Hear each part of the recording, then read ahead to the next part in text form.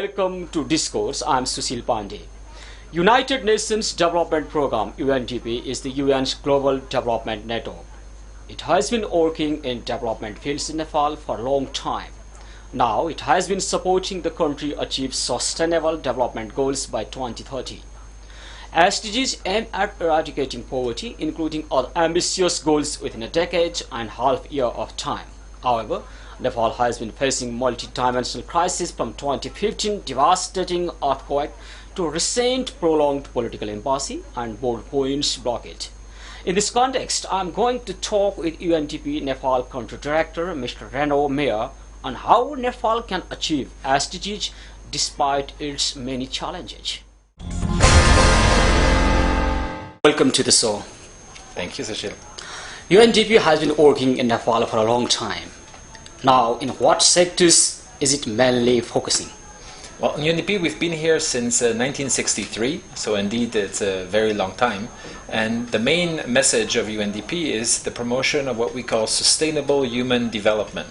So contrary to other agencies, we're not a specialized agency of the UN. We focus on building the capacity of many actors in Nepal to promote the development of the country. Mainly you are focusing now sustainable development goals? So the SDGs is this new development framework that was adopted in September at the General Assembly of the UN, and it is a very ambitious but yet very important roadmap for all the member states of the UN to achieve human development. So they are 17 goals, 169 targets, so you can imagine the ambition. And they come after 15 years of what we called the Millennium Development Goals, which were already a set of development objectives, 8 of them, that were adopted in the year 2000 at the beginning of the new century. And those MDGs, Nepal did very good at achieving most of them. Given the success of this approach to get all the countries in the world behind a same agenda for development, the member states decided to kind of raise the bar. And from 8 goals, we went to 17 goals. And the most important ones now are the difference between, if you wish, the MDGs and the SDGs is the level of ambition. The MDGs, which one is more ambitious? Well, the MDGs were 8 goals that it would have been very difficult for any country to be against, because they were mostly about social issues, about education, about health, about the promotion of women, the protection of children. So they were already difficult to achieve, but there was no debate about their importance. Whereas the Sustainable Development Goals, we've kept the same spirit of social issues, but we've added a lot of more sensitive and complex political issues. For example? For example, peace, human rights, good governance, but also more technical ones like climate change, which is of course very relevant for a country like Nepal. It means SDGs are more ambitious than MDGs? Absolutely. They're more ambitious both in numbers, but also in the content of what they try to achieve. Then what do they mean for Nepal especially? SDGs mean? I think for a country like Nepal, and for many countries that are in the development process, it's an excellent roadmap. It's an opportunity to rally all the stakeholders who are involved in development. So it is not only the responsibility of the government, but it's really the country that has to achieve the SDGs. Meaning that what we need is a partnership between civil society, the government, at national, at local level, the private sector, all the actors that contribute one way or another to making the country better for its citizens. And of course the impulse is going to come from the government, but the rallying aspect of the SDGs is very important. Now, the SDGs can be adapted, and I think this will be one of the key criteria or the key conditions for their success. They need to be adapted to the local reality. One of the goals of SDGs is ending poverty in 2030. Yeah.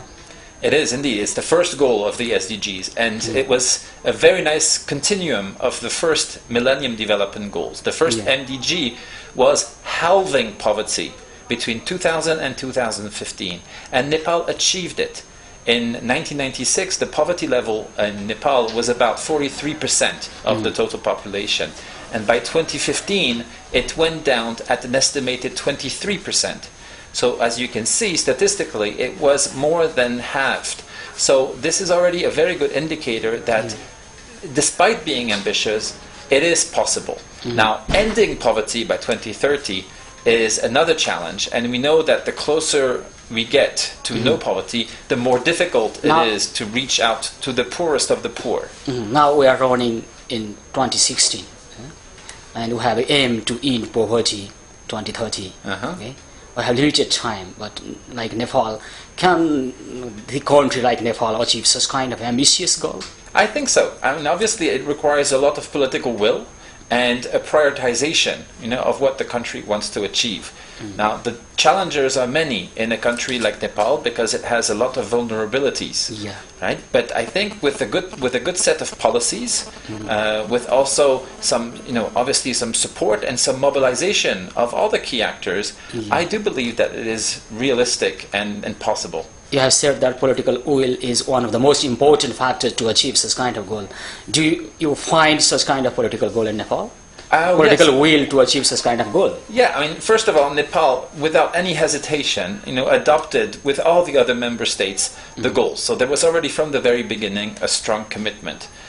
We have seen with, for example, the current National Planning Commission, a very strong commitment of making the plans of Nepal, the development plans, what we call SDG based, meaning that they are going to integrate the objective of the SDGs in the plan for Nepal. Now we need to bring this also at the local level, and we need to mobilize all the actors around the SDGs. And this is why I'm very grateful that you are welcoming me on your show, so that we can talk about the SDGs and bring it to the information of the population at large. Yeah.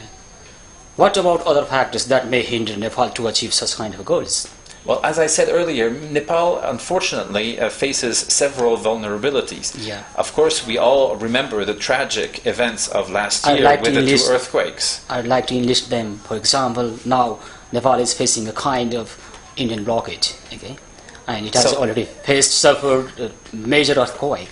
Indeed, indeed. And all those are challenges that complicate and make the ambitious goals of the SDGs more challenging.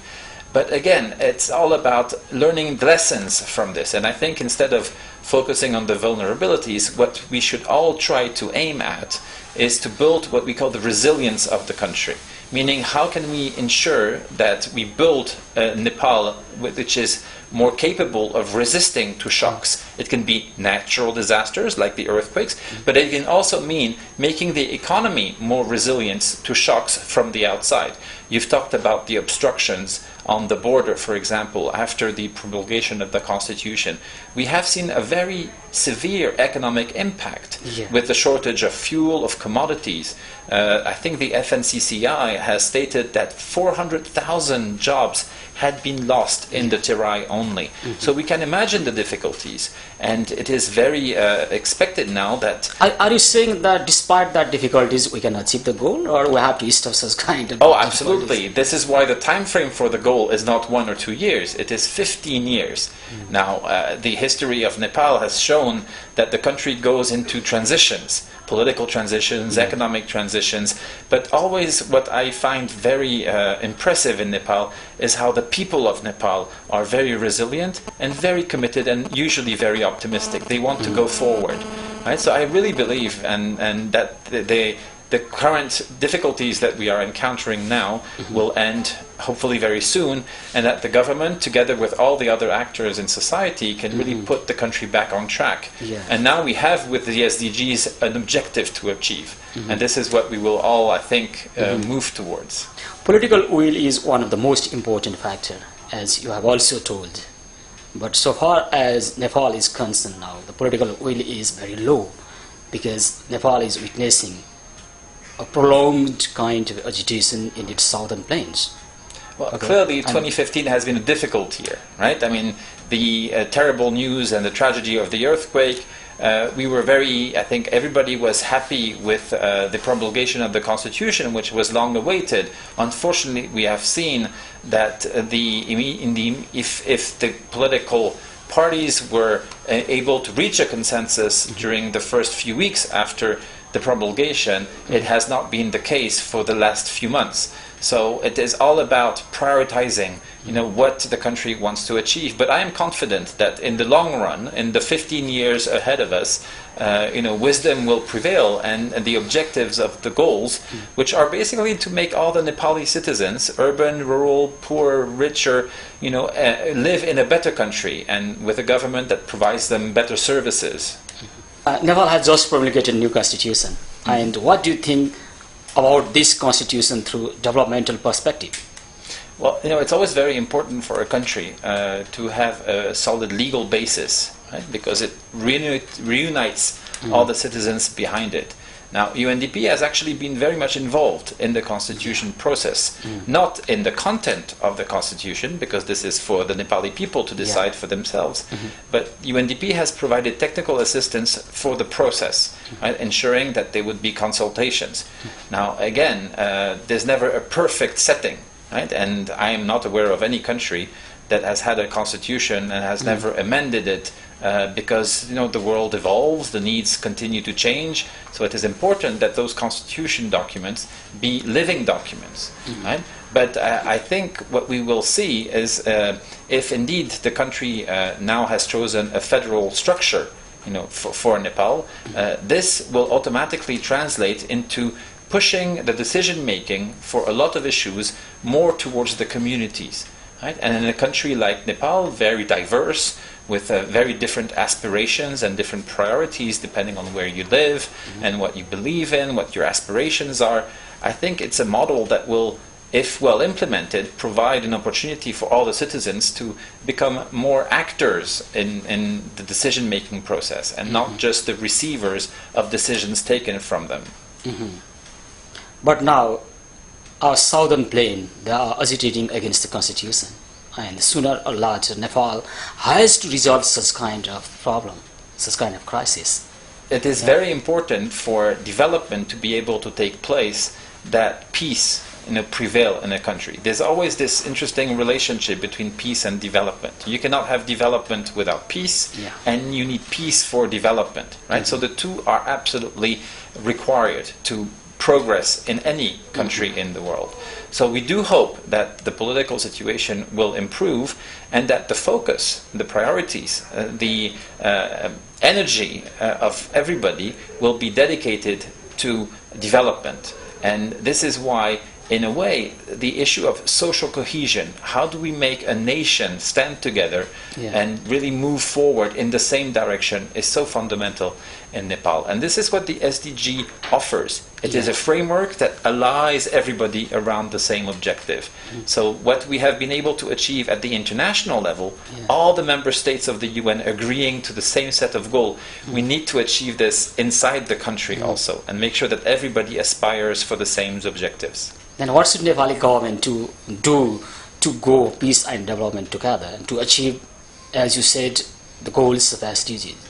Well, first of all, again, it is not only for the government to achieve the SDGs. This is a very important message. The SDGs needs the government impulse, but it will not be possible to achieve the goals if they are not owned and if not everybody contributes to their achievement. So the government should really ensure that it creates a platform for all the actors of society and of development to find their role to play on the SDGs. Another big precondition, I would say, to the achievement of the SDGs is that governance be improved. We need a strong and powerful and resilient institutions and government, right? So the legal framework needs to be very good, very conducive to the SDGs. The budget needs to be prepared and oriented towards the achievement of the SDGs. The next big exercise that Nepal will have to undertake is what we call the costing of the SDGs.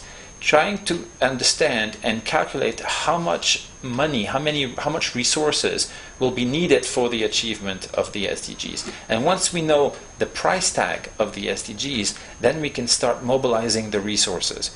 Domestic resources, but also external resources. Nepal can access a lot of what we call vertical funds.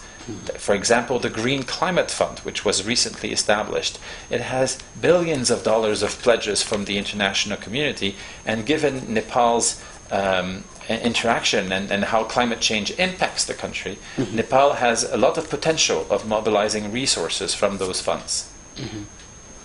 Nepal is one of the most affected country by the climate change. Indeed. Yeah.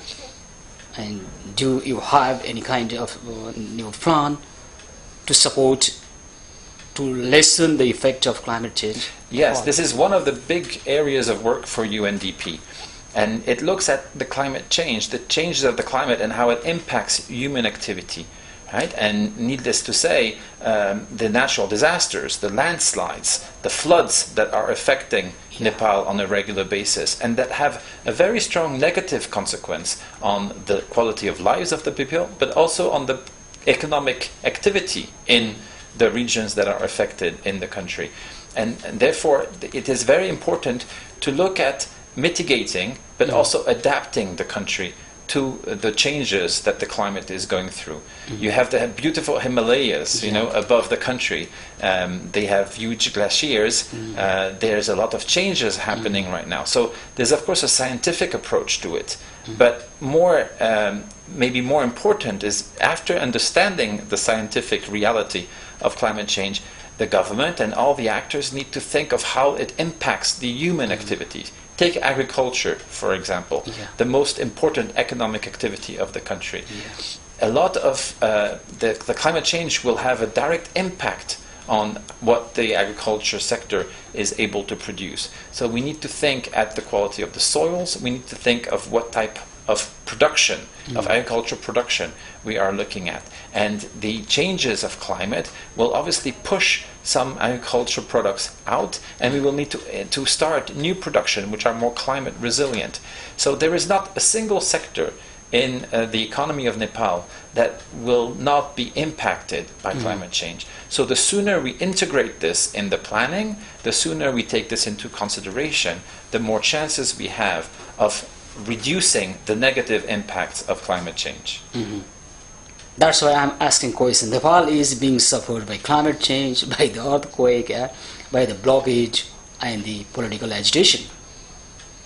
These are the major hindrances that block Nepal, that hinder Nepal to go forward to the path of development. And we have a plan, we have ambition, like SDGs. Yeah? Absolutely. Let's hope. Well, you more than hope. I mean, hope is great, but hope is an attitude. You need to translate that hope into action, right? And this action needs to rely, as we said earlier, on political will. Has will. Nepal started translating hope into action already? Yes, I think so. And again, we start seeing already the first measures being taken by the government. The fact that the National Planning Commission has committed to preparing a national development plan, a multi-year plan for Nepal that already integrates the SDGs into it, is a very good signal. Most of their commitment only remains on the paper. Well, you are better placed for National Planning Commission, you have said, most of their commitment remains only on the paper. Well, we'll have to see. And this is also one aspect of the SDGs, is that if everybody is made aware of what the Sustainable Development Goals are, then it also allows the general public, the citizens, to hold the government accountable for their realization, for their achievement. And so this is why it is extremely important that even the people in remote areas, the rural people in Nepal, know that their government, on behalf of Nepal, has committed itself to deliver and achieve the SDGs by 2030. And therefore it is a moral commitment and something that the public can hold the government accountable. And if, as you say, the NPC would fail, which for the moment they are not, but if they were to fail, I am sure the people would react. And we see in Nepal how mature the individuals in Nepal, the citizens, are to what is important for them. And there are many ways of explaining and for them to express. Now, one has to hope that again, they adopt peaceful ways of expressing themselves, but this is why elections, for example, are an important tool to provide a voice, a democratic voice, to the people so that they can hold the government accountable to those objectives. You have also talked about the women empowerment. Yeah. It's very important, right? Again, I mean, women constitute half of the society. And in a conservative society with a lot of social, cultural traditions that make the identity of Nepal, we need to find ways of also empowering half of the population so that they can also contribute to the achievement of those goals. It can mean political engagement, it can be economic empowerment, give more voice, to the women and make sure that their contribution to society is acknowledged, is respected, and to let more women participate in this big, ambitious objective of achieving the SDGs. Okay, are there any positive signs women have already engaged? I believe so. UNDP has been implementing a project of micro-entrepreneurship development for many years with strong financial support from the Government of Australia. And more than 60% of those entrepreneurs are actually women. And I'm always very impressed when I go to some remote areas of Nepal and I meet those women who have benefited, from the support, building their skills, making sure that they know how to do accounting, for example, simple leadership skills, business development skills. Immediately I see women feeling extremely empowered.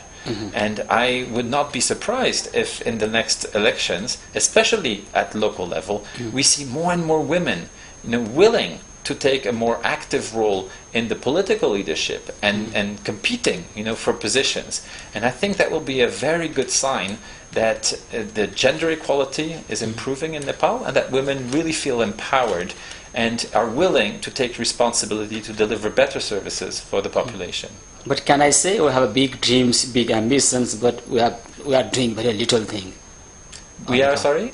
We are doing very little and small things to achieve. Well, it's up to you. It's up to all of us, right? I think it is very important for humanity to have big aspiration, big dreams. We need to know what it is that we want to achieve in our lives. And then it is up to us as individuals to take action. We can take action at local level, in our communities, but we are also all citizens of the world. And therefore we need to feel empowered and fulfill our rights. And in Nepal, it's a powerful democracy.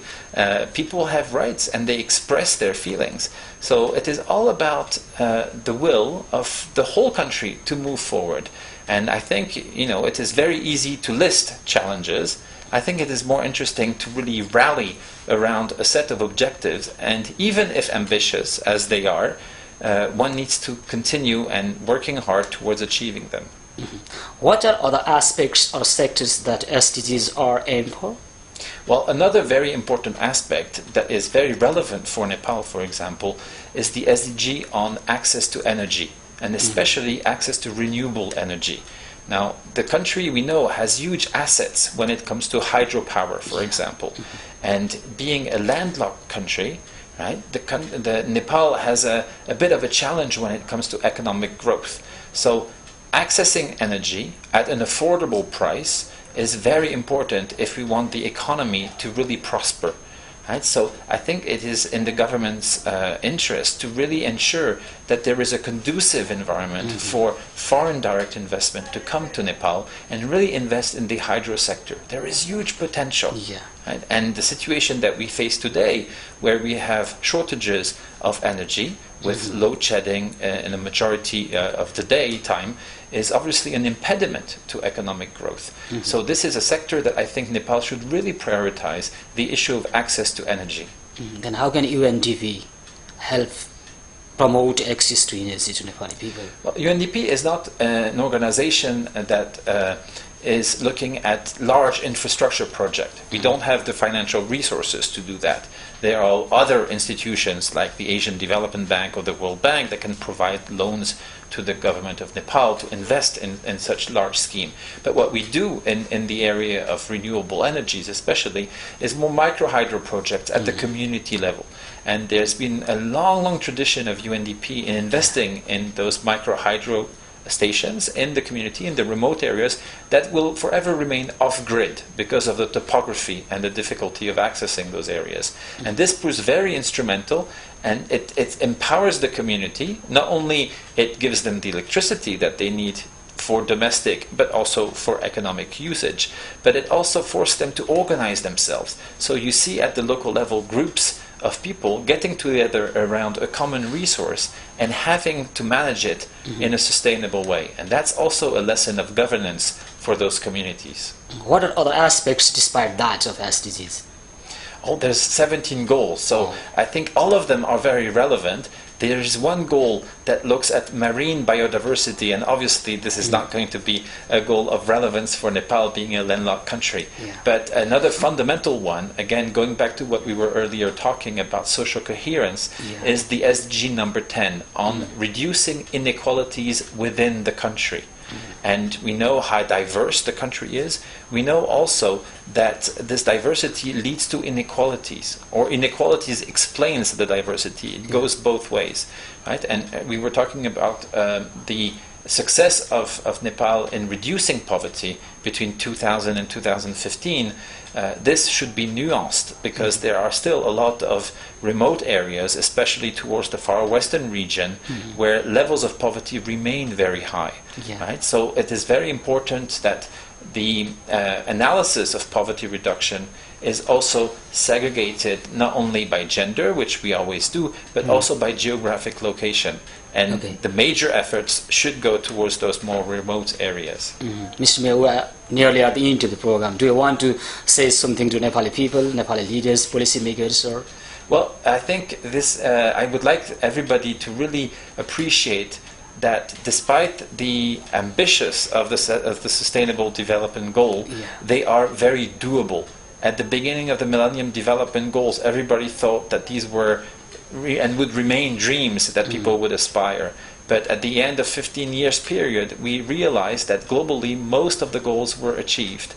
And for UNDP, this comes at a very auspicious time because this year UNDP will celebrate its 50th anniversary. We were created 50 years ago, and we feel that we have a special contribution that we can make to countries like Nepal, not only in promoting and explaining and mobilizing everybody around the SDGs, but in building the capacity of the country, the government, the civil society, the private sector, all the actors together to really make progress on the development path for Nepal so that it will benefit all the Nepali people wherever they live in the country. Thank you very much, Mr. Meyer, Thank for you, your Cecile. views and time. Thank you very much. Thank you.